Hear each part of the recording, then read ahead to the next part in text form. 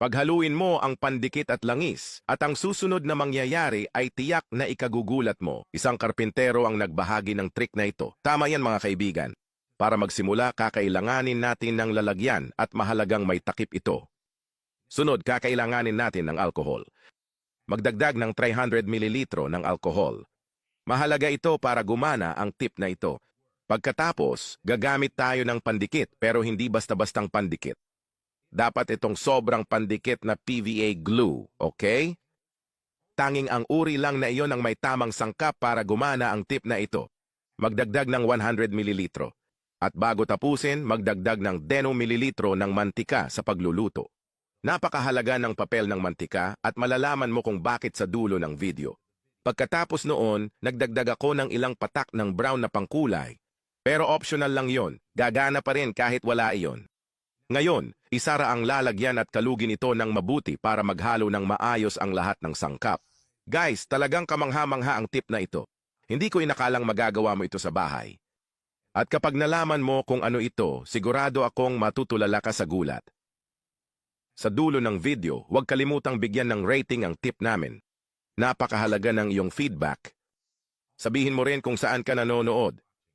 Gustong-gusto kong makita kung gaano kalayo ang nararating ng mga video ko.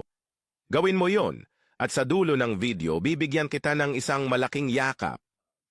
Sigurado akong magugustuhan mo ito, kaya manatili hanggang dulo at alamin ang buong step-by-step ng kamangha-manghang tip na ito. Pagkatapos paghaluin ng mabuti ang lahat, handa na ang ating homemade na barniz.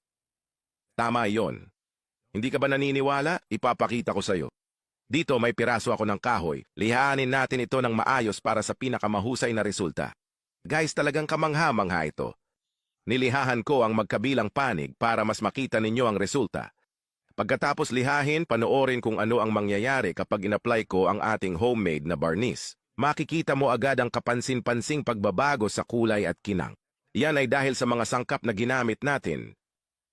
Ang alkohol ay mahusay na pantunaw para sa iba't ibang resin, langis at dagta. Eksaktong iyon ang ginamit natin sa tip na ito. Ang glue ay nagsisilbing tagapagbuo ng timpla at ang langis kasama ng tina ang susi para bigyan ng kulay at kinang ang ibabaw. Ito ay talagang perpektong kombinasyon. Kitang-kita ang pagkakaiba sa unang paglalagay pa lang. Tingnan mo ang bahagi na nilagyan ko. Mas makulay at mas makintab ito. Ngayon, ihambing mo sa bahagi na pinakinis lang. Nakakamangha, di ba?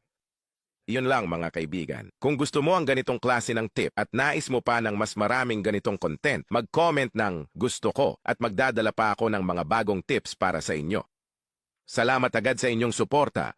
Isang malaking yakap sa inyong lahat at magkita-kita tayo sa susunod na video.